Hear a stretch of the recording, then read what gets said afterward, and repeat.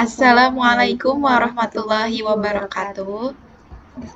Kami dari kelompok 6 akan menjelaskan materi tentang kinetika dan mekanisme senyawa kompleks. Nama saya Putri Sundari dengan NIM 22811100001. Dan saya Neisa Aurelia dengan NIM 22811100003. Ya, yang pertama itu ada kestabilan senyawa kompleks. Dalam pembahasan sifat kestabilan senyawa kompleks dibedakan menjadi dalam dua hal. Yang pertama ada kestabilan termodinamika dan kestabilan kinetika. Nah, dalam kestabilan termodinamika ada namanya istilah kompleks stabil dan tidak stabil. Sedangkan dalam kestabilan kinetika ada istilah kompleks yang labil, yang mana kompleks labil ini cepat bereaksi dan inert yaitu lambat bereaksi. Nah, dalam termodinamika ini kompleks stabil itu memiliki Kf lebih dari 1. Kf itu konstanta pembentukan kompleksnya, yang mana dalam kompleks stabil ini memiliki konstanta lebih dari 1. Sedangkan kompleks yang tidak stabil memiliki konstanta yang kurang dari 1. Nah, dalam kestabilan kinetika, kompleks yang labil ini memiliki waktu paruh reaksi pertukaran ligannya itu kurang dari 30 detik. Sedangkan yang kompleks inert, waktu paruh reaksi pertukaran ligannya itu lebih dari 30 detik, yang lebih lambat. Lalu selanjutnya dalam kinetika senyawa kompleks, senyawa kompleks ini yang ada yang labil, ada yang tidak, ada yang inert. Senyawa kompleks labil itu lebih cepat mencapai kesetimbangan antara kation dengan ligannya, sedangkan yang inert itu memerlukan waktu yang lebih lama. Nah, menurut Henry Taub, struktur elektron pada orbital D itu memegang peranan penting pada labilitas dari senyawa kompleks yang bersangkutan. Kompleks-kompleks yang labil di antaranya yang pertama yaitu senyawa kompleks yang atom pusatnya berisi elektron D orbital Eg. Misalnya dalam senyawa CONH3 6 kali 2+. Misalnya kita lihat dalam diagram orbitalnya, orbital molekul CONH3 6 2+, ini berada pada elektron D7 dengan orbital T2G6 dan Eg1. Yang kedua yaitu misalnya dalam senyawa CuOH2 6 kali 2+. Nah, si senyawa kompleks ini berada pada elektron D9 dengan orbital T2G6 Eg3. NiOH2 6 kali 2+ juga atom pusatnya berisi pada elektron D8 dengan orbitalnya berada pada T2G6 Eg3. Lalu yang terakhir ada FeOH2 6 kali 2+, berada atom pusatnya berisi pada elektron D5 dengan orbital T2G3 Eg2. Lalu yang kedua yaitu semua kompleks yang berisi kurang dari 3 elektron D itu bersifat labil. Misalnya dalam TiOH2 6 kali 3+, ini kan senyawa ini berada pada atom pusatnya berada pada elektron D1, dan Pen3 kali 3+ ini juga atom pusatnya berisi elektron D2. Lalu senyawa kompleks yang inert yang pertama yaitu kompleks oktahedral D3, misalnya dalam senyawa CrOH2 6 3+. Senyawa kompleks ini bisa dilihat di sini ada bilangan koordinasinya ada 6, yang mana berbentuk oktahedral, dan atom pusatnya berisi pada elektron D3. Yang kedua yaitu kompleks oktahedral D4, D5, dan D6. Ini juga bersifat inert. Misalnya dalam senyawa FeCN6 3- yang atom pusatnya berisi elektron D5 dengan orbital T2G5. Lalu ada senyawa PtCl6 2- yang elektron itu berisi pada D6 dengan orbital T2G6.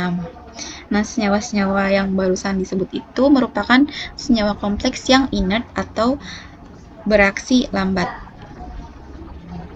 Nah, faktor-faktor apa saja yang mempengaruhi laju reaksi? Yang pertama yaitu kejenuhan ikatan koordinasinya. Senyawa kompleks dengan bilangan koordinasi lebih rendah ini cenderung lebih cepat dijenuhkan. Nah, oleh karena itu laju reaksinya relatif lebih cepat daripada senyawa kompleks dengan bilangan koordinasi lebih tinggi. Misalnya dalam laju pertukaran ligan dalam senyawa NiCN42- dengan FeCN6 kali 4-. Nah, di sini senyawa NiCN42- ini memiliki ikatan koordinasi ligannya 4, sedangkan yang FeCN6 4- ini memiliki ikatan koordinasi ligan 6. Nah, yang mana bilangan koordinasi yang lebih rendah itu cenderung lebih besar, lebih cepat reaksinya. Nah, jadi di antara NiCN42- dengan FeCN6 4- ini lebih besar NiCN42- dengan paruh waktu 30 detik dan FeCN6 4- ini dengan paruh waktu 53 jam. Yang kedua yaitu kekuatan ikatan. Kekuatan ikatan dipengaruhi oleh muatan ion dan jari-jari ionik. Semakin besar muatan atom pusat, maka semakin kuat ikatan atom pusat dengan ligannya. Kompleks dengan muatan ion yang besar bersifat stabil secara termodinamika dan ion-ion kompleks demikian juga bersifat inert atau kinetika. Jadi dalam misal di sini ada contoh senyawa kompleks AlF6 3-, SiF6 2-, PF6- dan SF6. Nah, di sini AlF6 3- ini memiliki muatan ion 3-, SiF6 itu 2-, PF6- dan SF6 muatan netral atau 0. Nah, semakin besar muatan ionnya, maka semakin inert. Yang ketiga yaitu konfigurasi elektron. Yang reaksi berlangsung sangat cepat pada kompleks di mana atom pusat memiliki orbital d1, d2, d7, d9 dan high spin. Mohon maaf sebentar.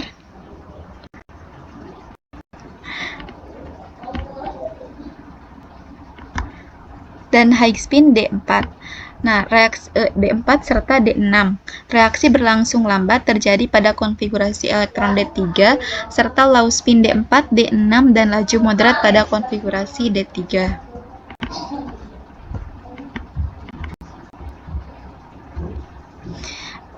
Selanjutnya, substitusi senyawa kompleks oktahedral. Yang dimaksud dengan reaksi substitusi adalah reaksi di mana satu atau lebih ligan dalam suatu kompleks itu digantikan oleh ligan lain. Karena ligan memiliki pasangan elektron bebas sehingga bersifat nukleofilik atau menyukai inti atom. Maka reaksi tersebut juga dikenal sebagai reaksi substitusi nukleofilik Sn. Nah, di sini itu ada senyawa kompleks bilangan koordinasi 6 atau oktahedral. Misalnya dalam reaksi MX5Y dengan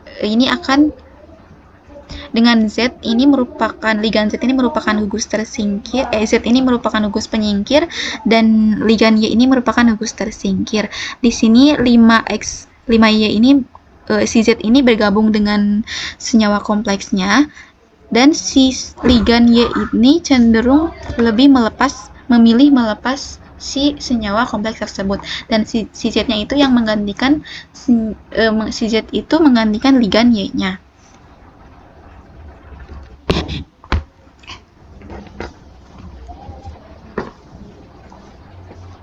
Selanjutnya, mekanisme reaksi substitusi terbagi menjadi dua, yaitu mekanisme disosiatif dan mekanisme asosiatif. Mekanisme disosiatif sendiri menggambarkan salah satu jalur umum yang dilalui reaksi substitusi ligan, sering ditemukan pada kompleks oktahedral. Mekanisme disosiatif dibedakan dengan ion X- yang terdisosiasi dari kompleks logam, menghasilkan senyawa perantara dengan bilangan koordinasi lebih rendah. Ion yang hilang ini kemudian digantikan oleh ion Y-.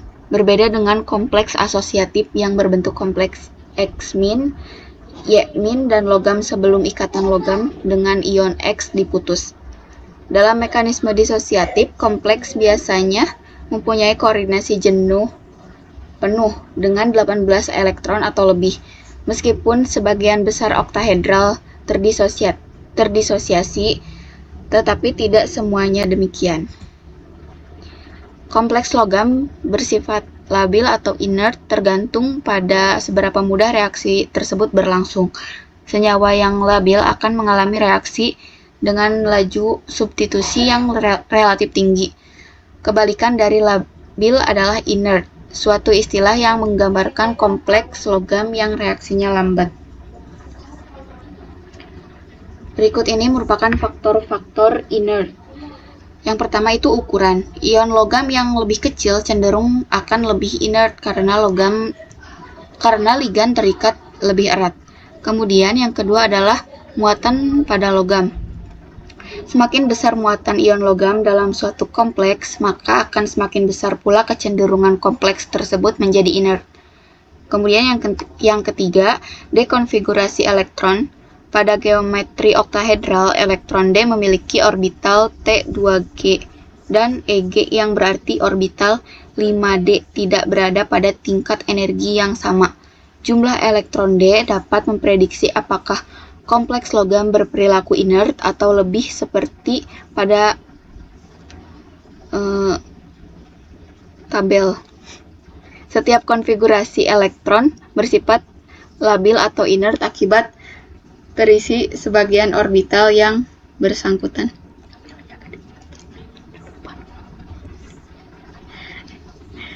Kemudian, ciri-ciri mekanisme disosiatif. Yang pertama, laju substitusi sedikit berbeda dengan Y-min yang masuk. Kemudian, laju substitusi bervariasi hingga 5 kali lipat bergantung pada sifat gugus pergi atau gugus yang keluar. Semakin lemah ikatan antara logam X-min yang keluar, semakin cepat pula reaksi berjalan karena hilangnya X-min terjadi pada tahapan penentuan laju. Kemudian kerumunan atau kumpulan sterik di sekitar logam mempunyai kemampuan untuk meningkatkan laju substitusi karena kerumunan sterik mendukung disosiasi. Hal ini sepenuhnya bertentangan dengan tingkat substitusi mekanisme asosiatif karena steric crowding lebih sulit ditembus. Dan yang keempat adalah substitusi disosiatif mempunyai entropi positif, delta S, dan biasanya mempunyai volume aktivasi positif, delta V. Nah, ini merupakan contoh persamaan dalam persegi beraturan. Mekanismenya mengikuti X menjadi sebagian kompleks sesaat dan Y sebagai gugus pergi atau yang keluar. Kemudian mekanisme reaksi substitusi asosiatif. Jika pelarut nukleofilik, maka pelarut termasuk dalam mekanisme asosiatif, seperti yang terlihat pada gambar di bawah ini. Bila pelarut merupakan bagian dari mekanisme, maka pelarut menjadi bagian kompleks. Kemudian ligan yang keluar dan pelarut tersubstitusi oleh ligan yang masuk. Laju reaksi asosiatif bergantung pada apakah pelarut terlibat dalam reaksi. Jika laju reaksi yang hanya melibatkan ligan masuk sebanding dengan reaksi yang melibatkan, maka K-obs sama dengan K1 pelarut plus K2 Y. Namun jika pelarut tidak cukup nukleofilik, maka hanya ligan masuk yang terlibat dalam keseluruhan reaksi seperti reaksi teratas pada gambar 2 yang tadi. K-ob sama dengan K konsentrasi Y. Kemudian pengaruh ligan trans terhadap ligan yang keluar dari kompleks berperan penting dalam laju reaksi. Hal ini dapat terjadi akibat stabilitas keadaan transisi atau destabilisasi keadaan dasar. Pada efek trans, semakin banyak ikatan antara orbital awal P dengan orbital D membuat logam mempunyai kerapatan elektron semakin kecil karena kerapatan dari orbital dihilangkan. Logam menjadi lebih elektrofilik sehingga memudahkan pembentukan trigonal planar secara keseluruhan sehingga mengurangi energi keadaan transisi. Ini merupakan contoh efek trans. Kemudian substitusi pada kompleks segi empat datar. Kompleks segi empat datar terbentuk pada ion logam transisi dengan konfigurasi D8 seperti RH, IR, PT, PD, dan AU. Kompleks PT2 digunakan sebagai model karena laju reaksi substitusi cukup lambat dan mudah diamati. Reaksi substitusi nukleofilik pada kompleks segi empat datar umumnya terjadi melalui mekanisme A atau 1IA, nilai entropi dan volume aktivasi yang negatif. Tahap penentu laju adalah asosiatif. Kompleks pada segi empat datar ini cenderung asosiatif karena jumlah ligan cenderung berjumlah 4, jadi sangat mudah untuk atom logamnya untuk menerima elektron dari ligan lain. Jadi asosiatif karena ligannya bergabung terlebih dahulu, kemudian terlepas gugus yang seharusnya dilepas.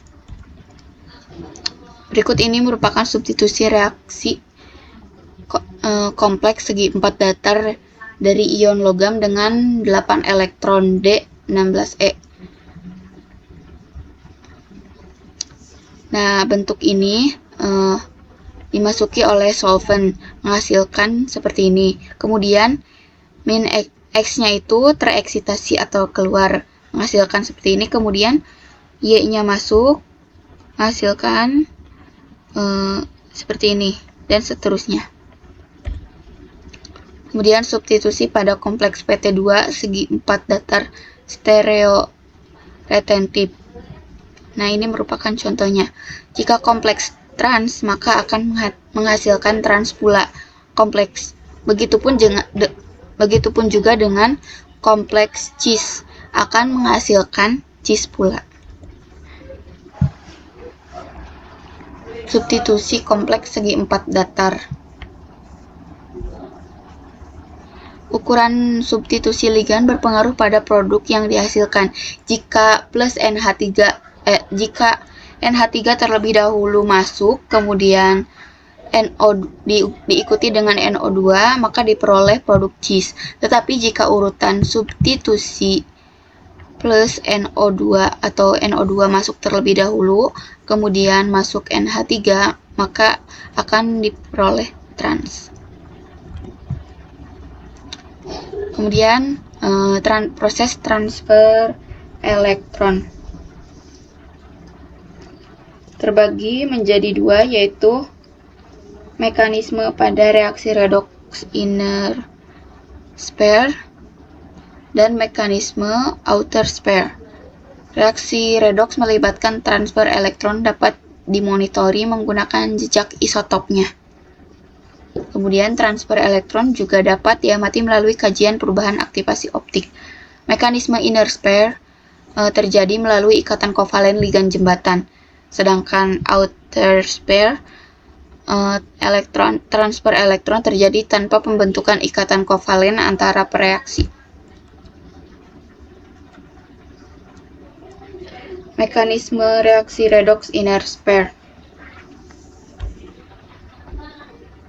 Untuk menjelaskan persamaan ini, Taub mengusulkan bahwa kompleks teraktivasi melalui kompleks di mana ligan yang akan berpindah menjembatani dua elektron pusat reaktan, yaitu NH3CO Cl H2O 5 kali 4+.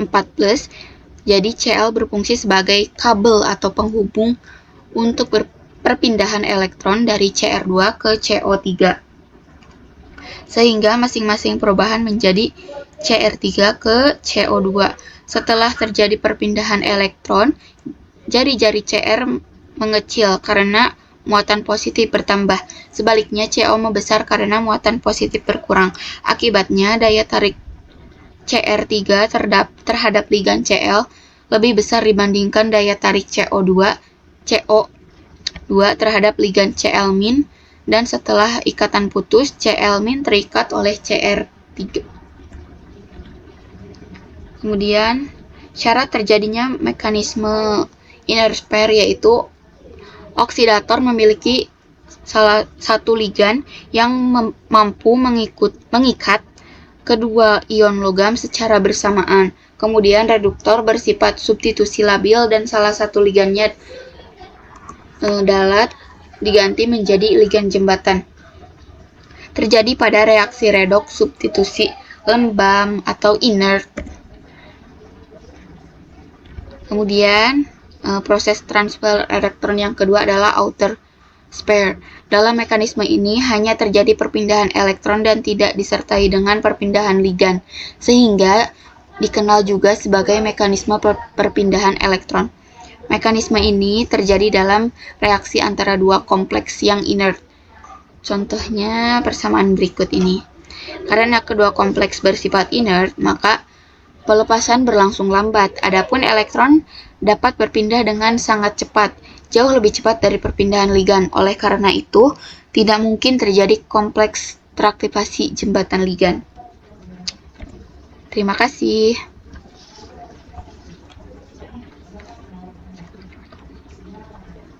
Sekian dari kelompok kami. Mohon maaf apabila banyak kesalahan. Wassalamualaikum warahmatullahi wabarakatuh.